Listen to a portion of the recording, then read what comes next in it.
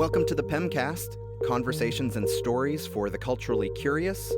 From the Peabody Essex Museum in Salem, Massachusetts, I'm Chip Van Dyke. And I'm Dinah Carden. Today, we bring you the second installment of our series on immersive environments. There's just something about a space that envelops us completely that is impossible to ignore. When something immersive takes over our senses, we're not just looking at something, we're in something, having a 360-degree full-body experience. In the episode we have for you today, we explore this transportive power of immersion. First up, we'll hear from Jason Rainier, a sound designer who has a lot to say about exciting new developments in immersive sound. Then we'll join Dinah as she goes inside a virtual reality world where no one wants to be. And finally, we'll hear from a dedicated LARPer, that's live-action role player, about a recent LARP she played in Finland, about Tulsa, Oklahoma. And just like last episode, we're going to step away from the mic in order to let the stories speak for themselves. We'll be back at the end of the show to tell you more about what you've heard. We hope you enjoy it.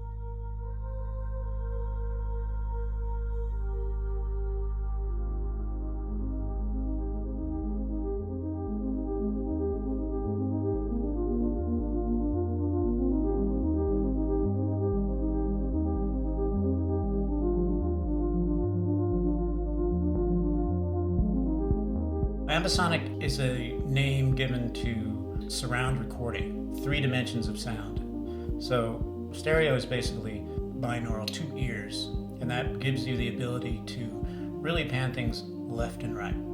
And what 3-dimensional or ambisonic audio does is allows you to really work with above and below, up and down, and depth, left and right, side to side, forward and back.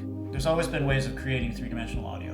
And the main thing that you're able to do now that was difficult in the past was have the video and audio track your head movement. So if I hear a dish break behind me in this recording, if I've got my headphones on or whatever, I guess it would be headphones?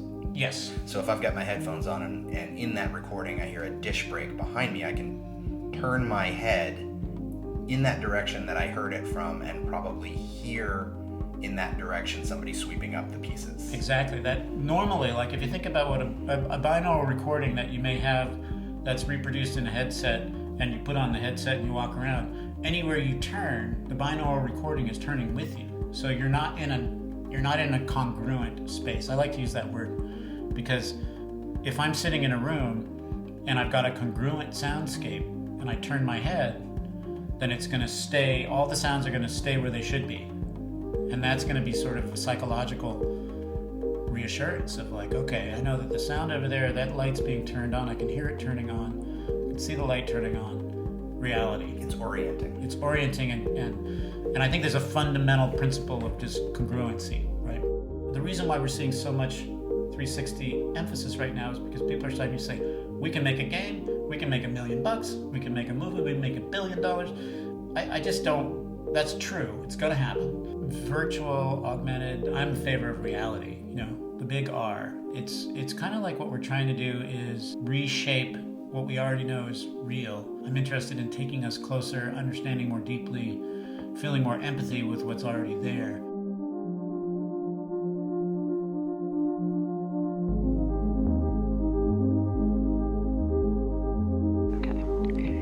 Okay, so the goggles on okay? Yeah. All right, I'll put your little headset on and I'll take your lifeline and make sure you don't crash into any computers. Thank you. You're very welcome. Go for it.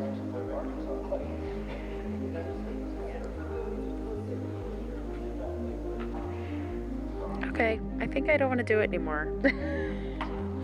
Just take it right off. It's all right, I only lasted a couple minutes. It's okay. Wow. Yeah, so you're putting this on people and you only lasted a couple minutes. Yeah, but I tell them. I'm honest about it. Yeah, it's okay. How would you describe it? I really enjoy the VR experience. I think it's wonderful. I can't wait till all the art museums are on VR and I can take my art history students through them. But this subject matter is tough and it's not for everyone. And I think it's okay just to watch as much as you feel comfortable watching and then stop when you feel comfortable stopping. Okay, so just tell me your name. Brian Donnelly. And what did you see here? Well, I saw a story about a man who was put in incarceration and put into solitary confinement, and how it degraded him mentally. To cut a human off from other humans it's unless it's your choice, that I don't think that should ever be done to people. That's just not. We're more than we are. We're not just this body. We are our interactions. I noticed that when you started to watch it, the way you held your body changed. Your shoulders started to slump.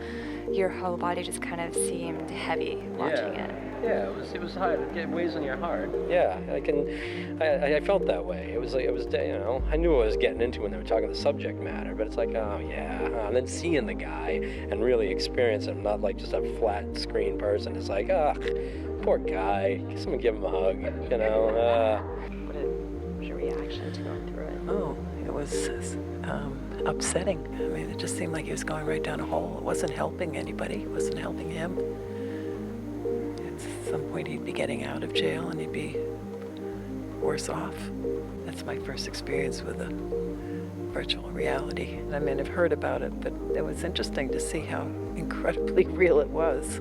You've been wanting to do it and you'd never done it before. Yeah, I've never tried virtual reality before, but I mean, like, I keep seeing it around a lot, so that was really an interesting first experience with it. It's just so weird to put on just a headset and some headphones, and then you're completely in a different space.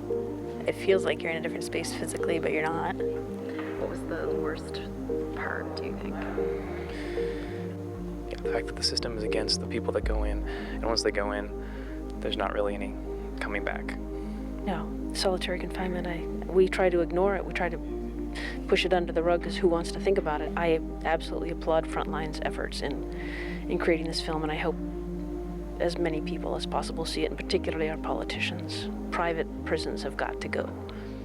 Hi, I'm Kenzie Audette, and I work for the VR department at Frontline. The piece we're showing here is a solitary cell and a solitary survivor, I guess you could say, and what it's done to him and how he lives his life going forward. One of the strengths of the Vive and VR in general is just the ability for it to show you in 3 dimensions and put you in that space so that you can really feel how incredibly tiny the cell is and how cramped his conditions are.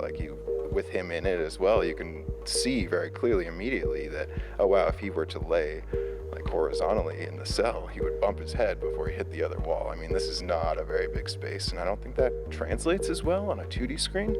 I would hope you would never want to go to solitary in real life, but I think there's always something to be learned by going there in this kind of an environment, in this kind of setting. It's very safe. It's very, you get to make these choices and you get to take it on and off how you see fit. It's about taking you to places, that you wouldn't normally go. I mean, we do that in the documentary space as well, we're taking you to Syria. You don't want to go to Syria, but you should experience these people's lives and know how they approach problems that they have. And I think that's, the same thing we're doing here with different stories. Thank you. I was happy to help.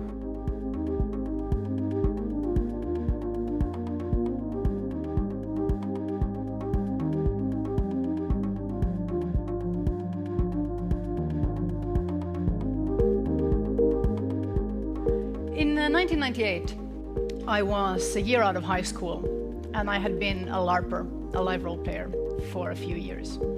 I'd organized 8 or 9 fantasy games myself, the kind where you dress up as sort of fantasy heroes and run around in the forest. And I was asked to go to Turku in Finland to play a game, and the game was called Ground Zero. They said this game was going to be set in Tulsa, Oklahoma, during the Cuban Missile Crisis, and we were going to play ordinary families.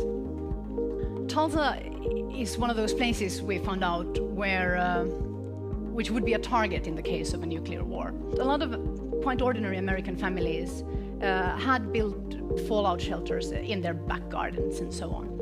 And this game was set in a suburban area outside of Tulsa, where ordinary families, neighbors, would go out down into their bomb shelter when the Cuban Missile Crisis was coming to a head. Obviously, most of us were grown-ups, we thought then, which means at least 18 years old. But the youngest looking player got to play a sort of mentally disabled teenager. So we had one person to represent the sort of innocence, I guess.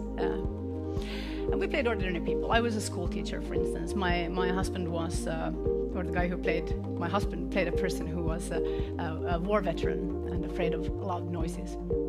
We went down into this basement, and it was made to look like a bomb shelter. There was a whole wall of cardboard boxes containing the tinned food that we were going to eat in case of a nuclear war. And there was a radio that gave us the news and played patriotic music, and we could hear the speeches of the presidents, and some of these were historical, of course, and some of them were not.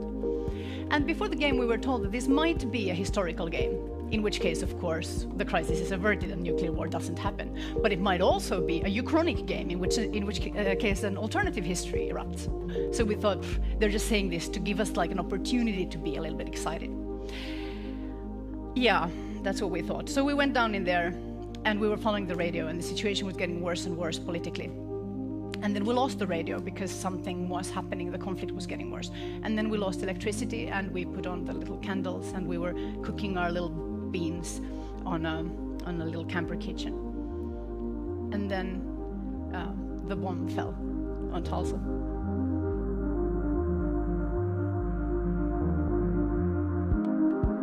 What had happened? Well, they built a special effect. That whole wall of cardboard boxes that we hadn't opened, because you don't open the cardboard boxes because it's scenography, right? You know they're going to be empty, but they weren't empty. They were filled with loudspeakers, the whole wall. So they made a bomb sound. Actually, they blew out like 3 of the speakers because the sound was too loud, but it was still pretty damn loud.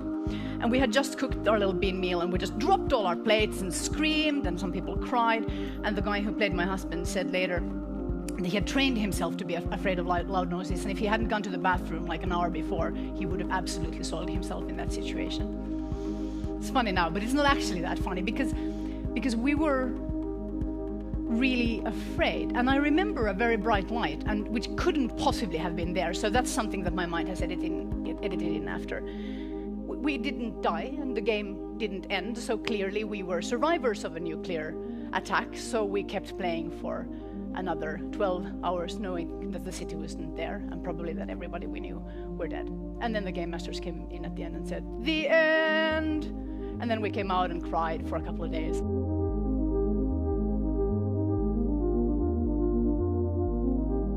So LARP is short for live action role playing. We don't capitalize it in Europe anymore, and it's a verb as well as a noun. It's a type of role playing where you inhabit the character physically, so it's very close to improvised theater in that sense. However, you don't have an audience. We talk about the first person audience. The audience position is sort of inside the body of the player, because as you move through this world and you improvise this narrative together within the frames that have been set by the designer or the player collective, everybody's story, it's an interaction machine that will generate interesting outcomes, story outcomes, and everybody who moves through this story will of course be the main character of their own narrative, so everybody's story comes out different. Everybody gets to be the storyteller. And in the Nordic countries, Nordic LARP is very different from your typical American LARP in that it isn't competitive, it's collaborative fundamentally. So the characters can have different goals, but all of the players are on the same side, they have the same goal, which is to tell an awesome story for everybody. The range of topics is much wider, and we are just as interested in tragedy as we are in entertainment. So I might go and play like Hamlet for 3 days at the actual Castle Elsinore, or I might play in the sense of experiencing a narrative designed by LGBTQ designers, which is about the birth of the AIDS epidemic in the United States, for instance, and about love and loss around that. Or I can play a LARP in a theater black box, which is completely abstract visually, and none of the characters speak. You only express yourself through movement, and then you tell in 4 hours a very complex story about an expedition that dies on a mountain. So like it could be a bunch of different things. But sometimes I'm going to go to a castle and pretend I'm a professor at Harry Potter University, and that's also amazing. Like there's nothing wrong with that. I'm not opposed to having fun. A lot of us who grew up with this mindset also started to notice how much we use that skill set in all of our careers. which could be digital games, or it could be, you know, you could be a priest, or there's so many other things that you could be doing. My name is Johanna Koljonen, and I am an experienced designer and a writer and a game designer and a broadcaster and a bunch of other things as well.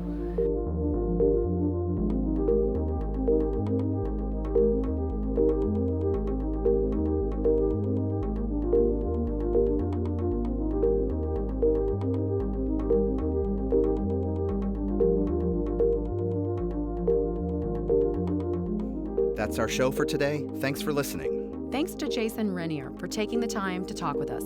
You can find Jason and many of his immersive audio projects at earprint.com. Thanks to Frontline and the Salem Film Fest, and to all of those who spoke with us about After Solitary, the Frontline VR experience. And thanks to Johanna Koljonen for allowing us to share her story. Find more content related to this episode on our website at pem.org/PEMcast and check out our new website. Producers for this episode are Whitney Van Dyke, Karen Boehm, Melissa Woods, Dinah Carden, Jennifer Wan, and me, Chip Van Dyke. Corbett Sparks is our audio engineer. Music for this episode was composed by Forrest James. Tell your friends they can subscribe to the PEMcast on iTunes, SoundCloud, and pretty much anywhere you can find podcasts.